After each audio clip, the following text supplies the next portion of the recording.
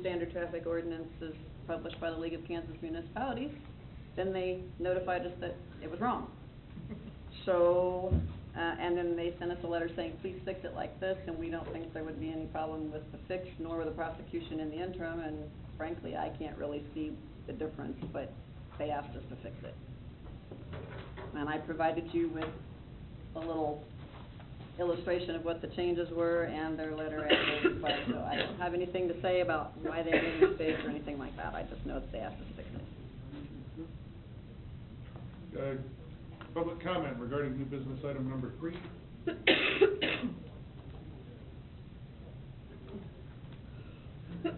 Questions for Laura regarding it? Seems like housekeeping. It is, that's all I could see was housekeeping. Yeah. This act was replaced by something more specific and, okay. Entertain a motion on ordinance number 2460. I move that we adopt the ordinance number 2464. Second. Motion Shoot, second Freeman, that we adopt ordinance number 2464, amending Article 5, Section 23, and Article 19, Section 200 of the Standard Traffic Ordinance for Kansas City, edition of 2014, which was incorporated by ordinance number 2460. Roberts. Yes. Freeman. Yes. Shoot. Yes. Harrison. Yes. Ordinance number 2464. New business item number 4. Consider adopting an ordinance approving amendments to section 17.05.020 and 17.10.090 of the subdivision regulations regarding standards for legal subdivision of unplanted land. Brian, welcome back to the podium. Thank you, Mayor. Title 17 of the Gardner Municipal Code does contain the subdivision regulations, which outline procedures and standards for dividing a property and establishing legal platted subdivision. City staff did determine the current language in the regulations could inhibit the development of unplatted property, hereby restricting the development opportunities and growth potentials within the city of Gardner. What we have right now is if you have an example of a 153-acre unplatted tract, potential development site comes in, they just need to carve off 20 acres.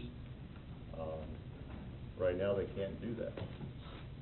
They would have to plat the whole property. You can see the excise tax is 20 cents a square foot. The difference in cost for platting the 20 acres that they need versus platting the 153 acres, which they'd be required to do under the current language. The issue is that the current code in the legal division of land occurs when a proposed subdivision plat only includes a portion of an unplatted parcel. Staff is making staff is recommending amendments to the Gardner subdivision regulations to permit a portion of land to be platted and leaving the remainder as unplatted. At their October 28th meeting, the Planning Commission did hold a public hearing to consider the amendments to section 1705.20 and 1710.090 of the subdivision regulations. There were no interested parties in attendance for the public hearing. The Planning Commission did vote 6-0 with one member absent before the proposed amendments to the City Council with a recommendation for approval. You do have a copy in your packet of the new ordinance, and we also provided a red line copy showing what we could add. Just some basic language within it to say previously platted or unplatted lot or parcel. And staff does recommend the City Council approve the amendments to the Gardner Municipal Code. Okay. Is that it for presentation? Public comment regarding new business item number 4. That's just because I'd like to get it. I just have one question, really for you, and it had to do with the, like that example, that 153-acre example. Under the suggest or recommended revisions, is it possible that somebody could actually create, by doing that repeatedly in a section, create islands of unplatted? Is there anything that forces that to ever be contiguous and not develop an island of unplatted land with platted land all around it? The answer, quick answer is no, because, the two remainder lots still have to comply with, all frontage and, meaning street frontage requirements, and access to ingress and egress to public rights of way, so, no, you couldn't do that.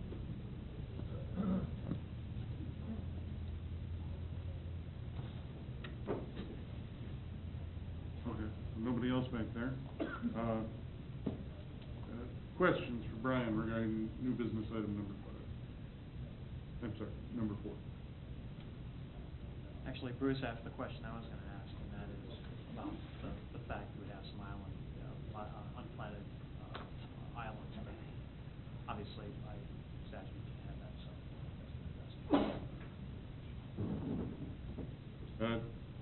Entertain a motion on ordinance 2465. So moved.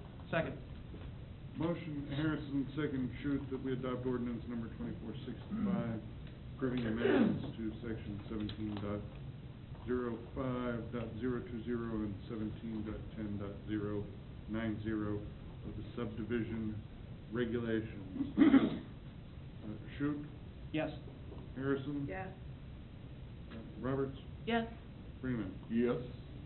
Ordinance number 2465 passes. New business item number 5. Consider a petition to City Council requesting sidewalk reconstruction on Main Streets between Casey's and Quick Trip. Brian? Again, thank you, Mayor. At the November 3rd meeting, a petition was presented to the City Council requesting sidewalk reconstruction along the north side of Main Street between Casey's and Quick Trip. The petition was signed by 10 residents and states, "This stretch of sidewalk is in such disrepair, it has become a liability to the residents of the city and needs to be replaced."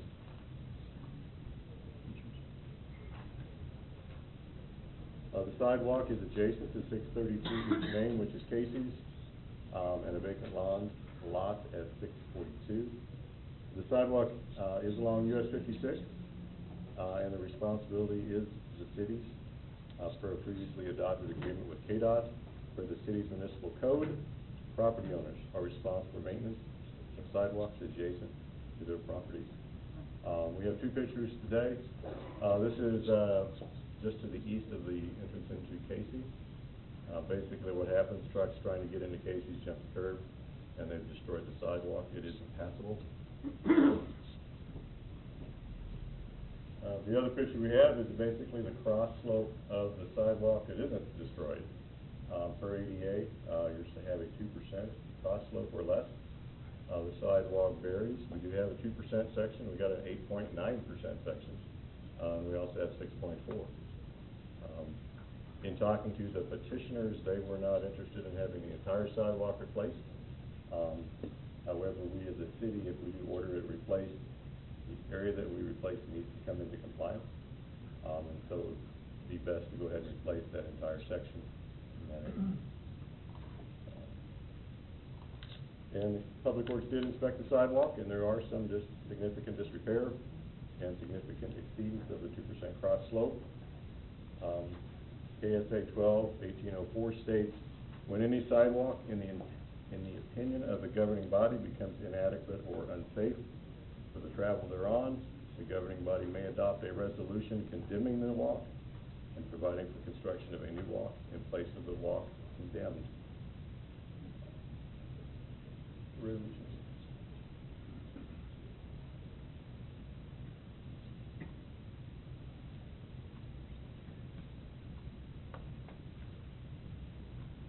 So what we're asking for this evening is to adopt a resolution finding that the sidewalk is inadequate and unsafe for travel,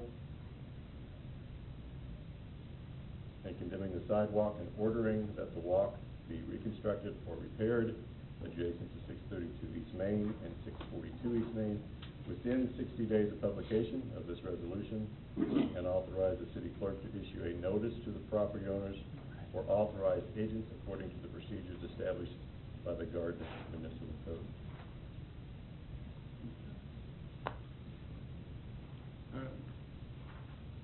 Public comment regarding new business item number 5.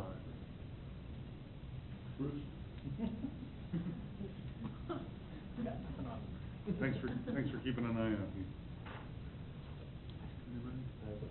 Well, that's, just was waiting to see if, nobody coming forward for public comment, Christie, if you wanna go first, and then we'll get over to you, Pete. What does condemn mean? When we say we're gonna condemn it, is it shut down, is it I'm sorry, didn't, condemn? If we say we're condemning it today, is it blocked off, shut down, or is it just? actually, if you find it, condemned, I would, I'd probably go ahead and post it, block that area off, because it is impassable to, residents. So if we're going to do that, if we make that choice tonight, is it realistic that with the weather in 60 days we're gonna have it replaced, or are we better off? I mean, I guess the sidewalk's been like that, so is it going to hurt us to continue with it like that, or are we gonna cause more harm blocking it off right now if we're not gonna be able to get to it in 60 days? I mean, it is a liability. We have had a person fall, stated in the petition, I believe. So it is a danger that people cannot traverse the process. So. Okay, thank you. Yeah. Realistically though, Brian, and my concern was exactly what Christie had, is 60 days in these weather conditions adequate time for the property owner to make the necessary improvements? Actually, the statutes state no more than 60 days. You can pour concrete in cold weather. You can't pour it on a frozen subgrade. You can keep the subgrade warm with blankets. You can do things to concrete. You can add water, or you can add calcium chloride, cover with blankets. But this is not the best time of year to do this. What, I'm sorry. And, I hate to piggyback on Christie both times, but, what would be the alternate route for the pedestrians that use that side? Because obviously with 4 lanes of traffic, using the sidewalk system that run in front of I think it goes all the way just past Taco Bell before it stops, if I'm correct.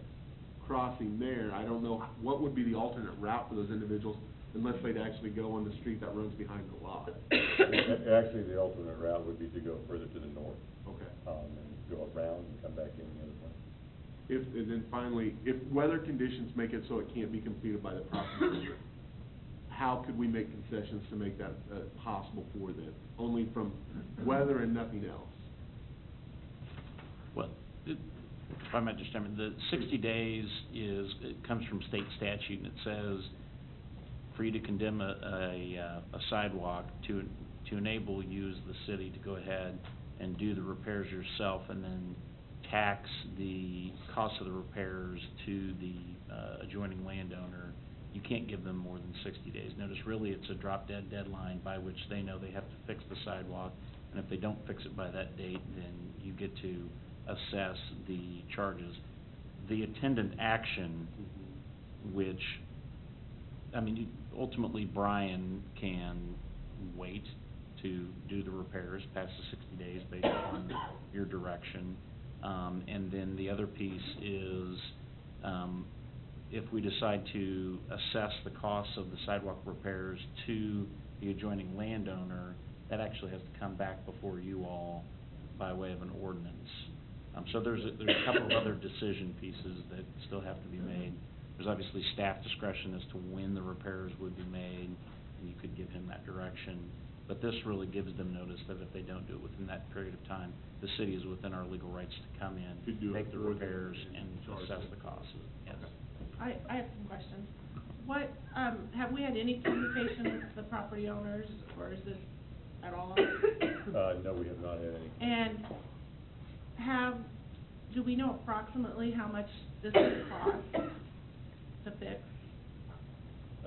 From the city's perspective, based on the contract prices we've been seeing for sidewalk, it's roughly 200 linear feet of sidewalk along an arterial one at about 5 foot wide. That works out to roughly 1,000 square feet. The cost that we're seeing in anywhere from $5 to $6 a square foot. So you're looking 5,000 to 6,000. We have seen higher bids recently, but I think on a project of this magnitude, we could get it in the $5,500 to $6,000 range. My last question is, what kind of precedents would we be setting if, let's say, the city decides to fix it and not assess the property owner? I mean, have we looked at have we assessed the sidewalks along Main Street other than this area? I mean, what are we opening ourselves up to? I mean, there's definitely some areas along Main Street that, not as bad as what you've seen torn up, but definitely exceed cross slopes. I mean, from the city's perspective, you could look at, you know, this is our main entrance into our community. You know, this is something that we want to take responsibility for. But you do open yourselves up, okay, well, I'm a business, you know, on Center Street. You know, I mean, I don't know where that puts you, but I mean, this is our main entrance into our community, and we want it to look good. Or I'm a homeowner, Right. and, Yeah. I mean, Well, yeah, I think, I'm taking this from another direction, and I'm gonna piggyback on Tori for this one. I think that because this is on a main arterial, and it is, you know, it's a gateway, aspect of our community, I don't think I would wanna put that on the property owner to make that fix. First of all, you still have to have the surveying and the engineering work, because you'd have to make sure that it complies with ADA regulations. Second of all, it's $5,000 to $6,000. If we were to, approve the repairs and have it under city administrator's signature authority to complete this, we could get it done next week. We wouldn't have to wait 60 days. I think that in this case, the ordinance that's on the books actually is a hindrance to getting this fixed and not a help.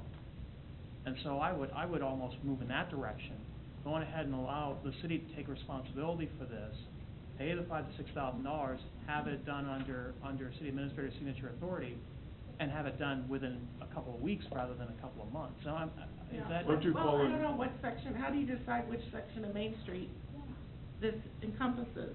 No, this is just, this particular location is under petition, which is a 200-foot stretch. And Right. then I would also look to try to address this ordinance and have it rewritten, the ordinance for this responsibility for the sidewalk, so that we can make it consistent where in the future, if we have this question again on a main arterial, I'm not talking about subdivisions here, that's a different circumstance.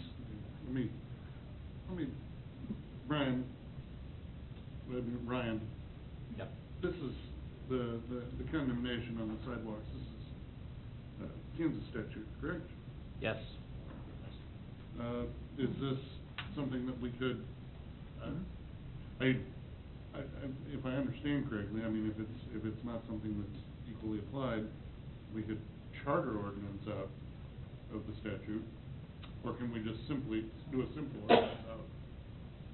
Yeah, I mean, actually, this act does, treat different classes of cities differently, so I think it is something you could charter out from under, because, the obligations of cities in first class, second class, and third class in this respect are all different, so this is something you could charter out from.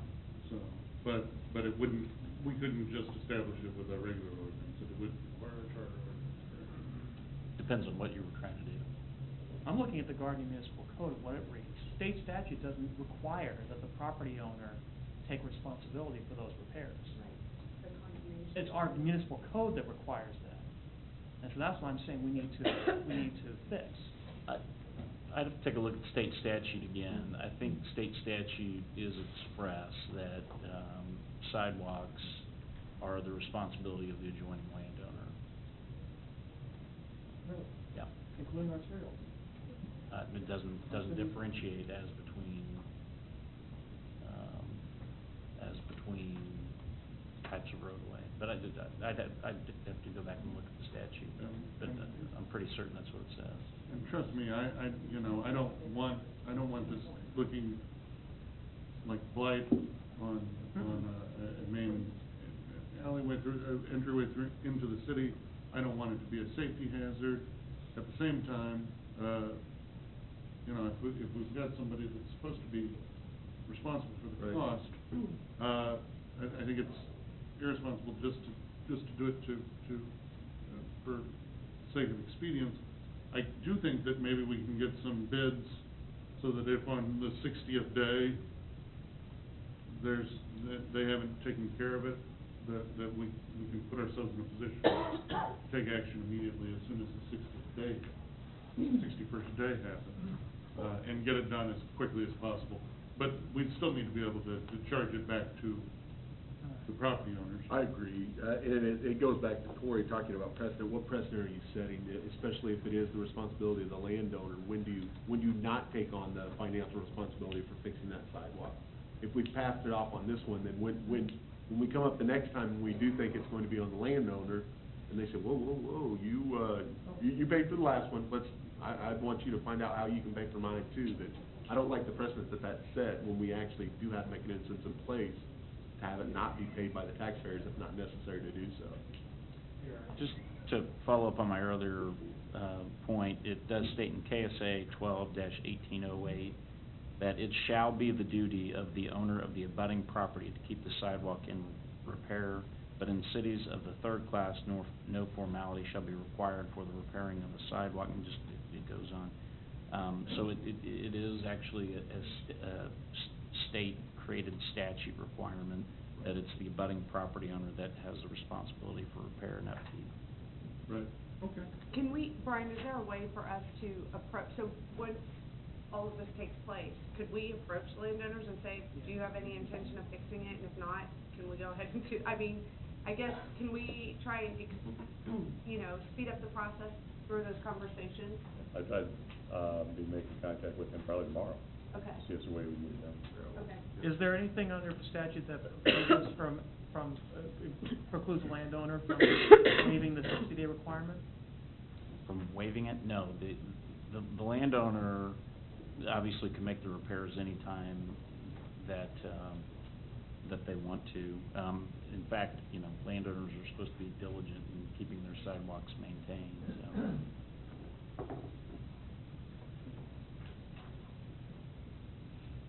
Other questions? Because if not, we've got a resolution number 1915, I found my sheet, that I'd entertain a motion on. I move that we adopt resolution 1915, finding the sidewalk inadequate and unsafe for travel, condemning the sidewalk and ordering that the sidewalk be reconstructed or repaired adjacent to 632 East Main Street and 642 East Main Street within 60 days of publication of this resolution, and authorize the city clerk to issue a notice to the property owners or authorized agents according to the procedures established by Gardner Municipal Code. Motion Freeman, second Harrison, that we adopt resolution number 1915. Freeman. Yes. Harrison. Yes. Shute. Yes. Roberts. Yes. Resolution number 1915 passes. New business item number 6.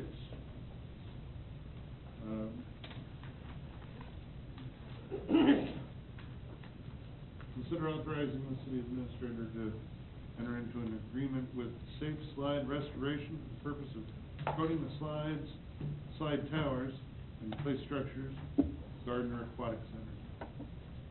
Jeff Stewart, good evening. Good evening, Mayor and Council.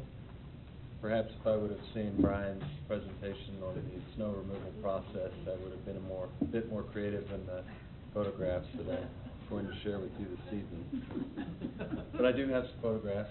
I think we're going to pull up here to show you the equipment that we're preparing to do some rehab work on, which is due to be worked on. This is part 2 of the rehab project at the Gardner Aquatic Center that we outlined for you when we came to you requesting the general obligation bonds to pay for this project. Some pretty major components at the Aquatic Center. It's been in operation for 8 seasons now, believe it or not. So it's seen a lot of visitors. It's a big attraction, has had a lot of use. We need to continue to maintain the facilities that we have. Part of that is to do some work here on our play structure in the zero depth area, as well as all of our slides and slide towers. We did solicit sealed bids, which were received on October 29th. There were actually 17 contractors and plan holders that we provided the documents to. It is a tough bidding environment that we've noticed here recently, and so unfortunately we were only able to obtain 2 bids, with the low being from Safe Slide Restoration. The scope of the work essentially will include some cleaning, some repairing of any of the gel-coated areas on the slides themselves that need some repair, and then preparing all the surface areas on the slides, the slide towers, and the play structure to be recoated to, again, protect those pieces of equipment. We did work with Safe Slide Restoration this spring. We had some work done on our family slide out there. They proved to be a very good company, very responsive. Their work has held up very well. I did go ahead and check all the references that they provided to me, and they checked out to be very good. In fact, some of their competitors have spoken extremely highly of them too, so that's always a good sign. So unless you have any questions for me, I would recommend that we approve of Safe Slide Restoration bid in the amount of $94,350. Okay. Public comment regarding new business item number 6. We were not just the only one answering the Bruce Hughes, still haven't moved from 322 East Colleen Drive. On this one, again, I think it's obviously a big investment in the aquatic center, and we need to maintain that investment.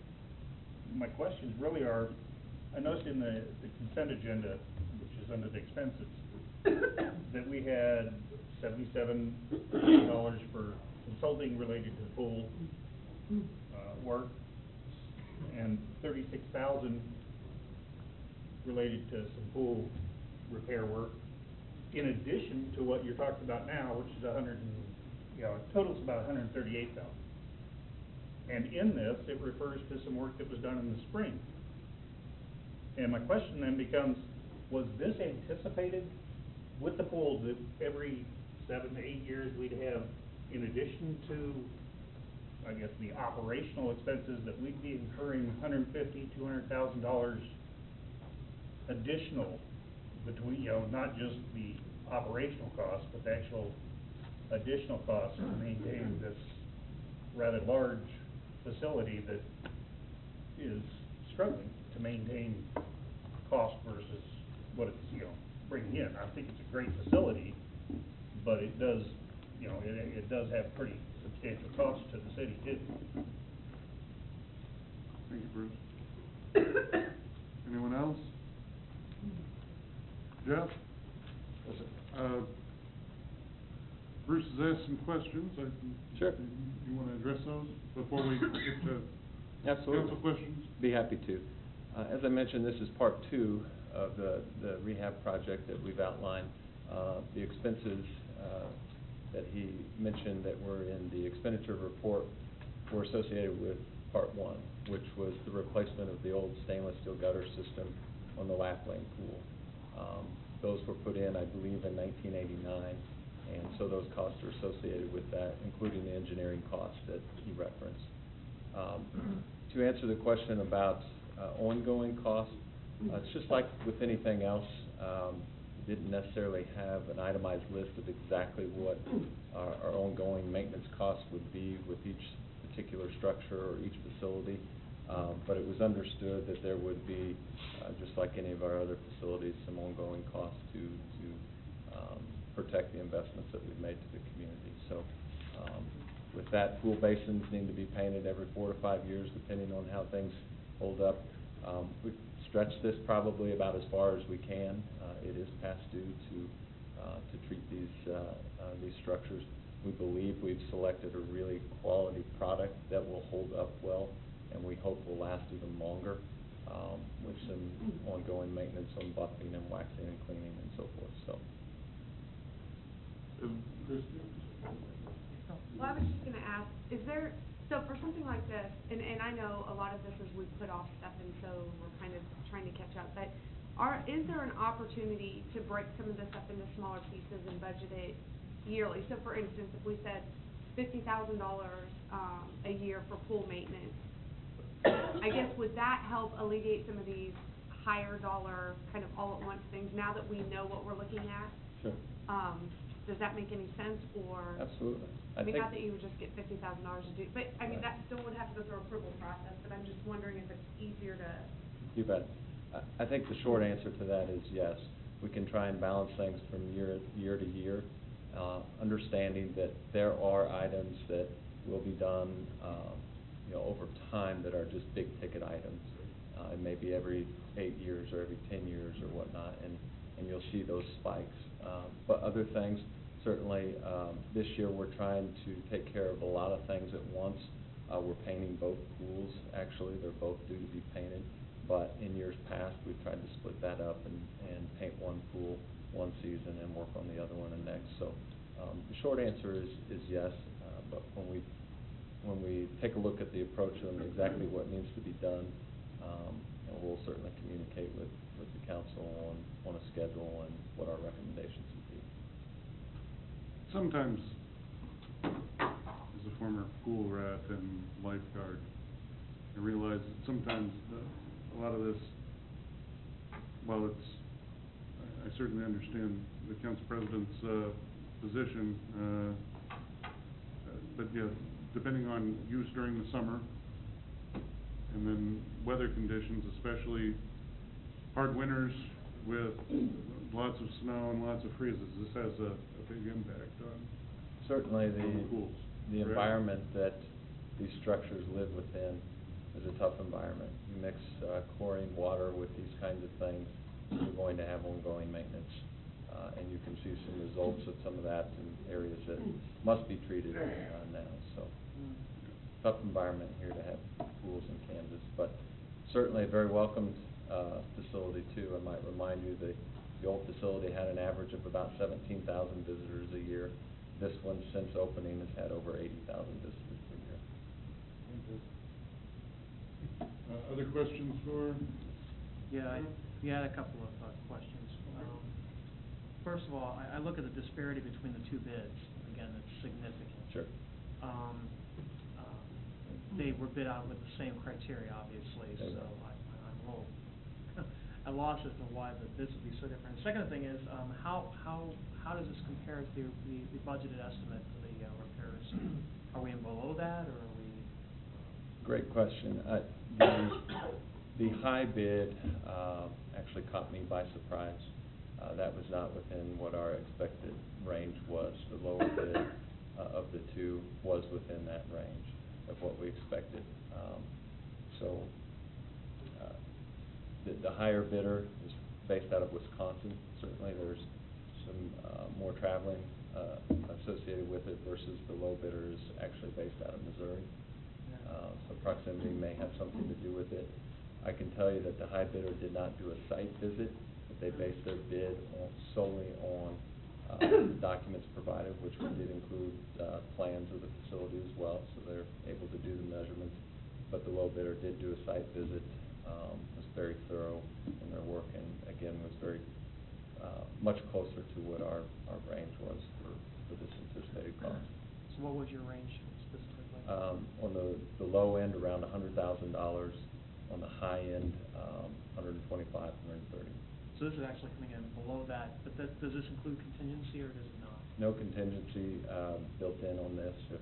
If we see something as we dive deeper into this project, certainly we can come back to council if we need.